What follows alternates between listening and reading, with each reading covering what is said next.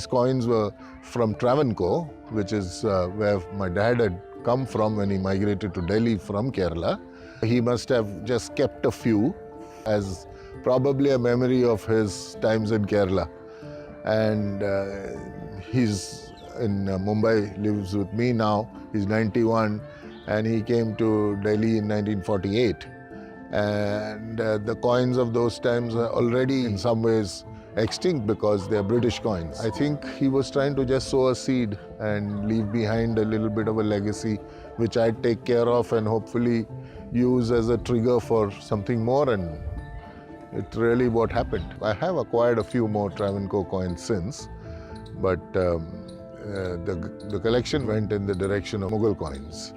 And initially I collected the main Mughals up until Aurangzeb, and then got interested in the lesser Mughals since 1707 through to 1857. And the core of the collection was and still remains Mughal. It's since been supplemented a little bit with other Islamic rulers and medieval Hindu kingdoms from Karnataka. Coins tell stories of the past, especially in Islamic coinage, because there were only two things that made you a king or a leader or an emperor. One was the reading of the khutbah, and the second was issuing of coins. The second thing, of course, is that coins tell us the evolution of empires, history, facts, geography, the movement of boundaries and things like that. Third is the fact that coins can be very beautiful. Coins are known for exquisite calligraphy, especially coins of Shah Jahan and Jahangir, who, of course, in times of peace, had the luxury to be able to experiment with aesthetics and beauty in the coinage. As you study coins associated with various kings, you can get a fairly good sense of the expansion of the empire. There's a lot of stuff that has come from coins in terms of common day usage. So when you ask, iska kya daam hai? It's actually a take from a denomination during Akbar's time, which was the dam. Similarly, there was a coin denominated the tankha, from which you get the term tumhara, tankha kitna hai. And then kodi. Kodi was a, denomination in Gujarat area.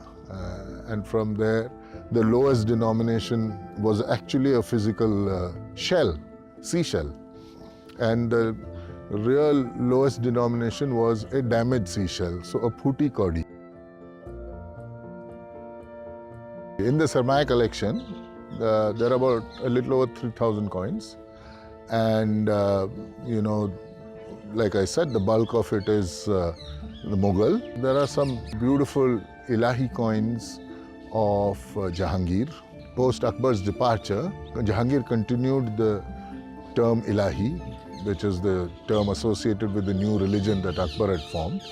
And then he actually, added luster to those coins by embedding huge amount of calligraphy and beautiful workmanship.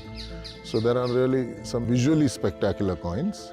Then there are coins that have a fair amount of history associated with them, which, like for example, there's a gold mohr of Alamgir II. So Aurangzeb, who was known as Alamgir I, banned the kalima, which is the invocation to Allah, on the face of the coin. And basically said that, they get defiled by kafirs, and he had it removed from the face of the coin.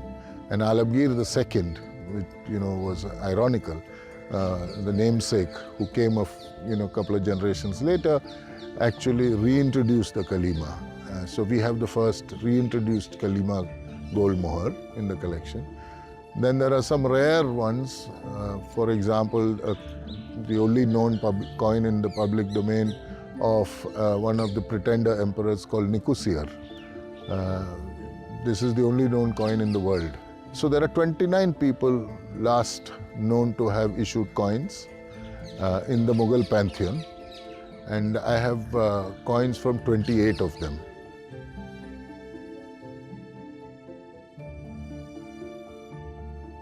And with that started a love for history, to try and understand more about mints, I started to collect maps. Invariably, some of those guys would always keep old engravings. And the ones which had Mughal monuments used to interest me, so I started to collect that. And then finally, Mughal history terminated with the great uprising of 1857. I went hunting for some visual evidence of that. And in England, I got hold of some photographs from 1857. That is the original bottle in which my dad presented me with these coins. And I've kept it intact. I've never pulled the coins out of this bottle. And it has stayed in this very same Vaseline bottle. It's at least 3, if not more, decades ago, 4 decades ago. You know, at that point seemed rather innocuous, but set off an incredible journey of collecting, learning history, getting fascinated by history.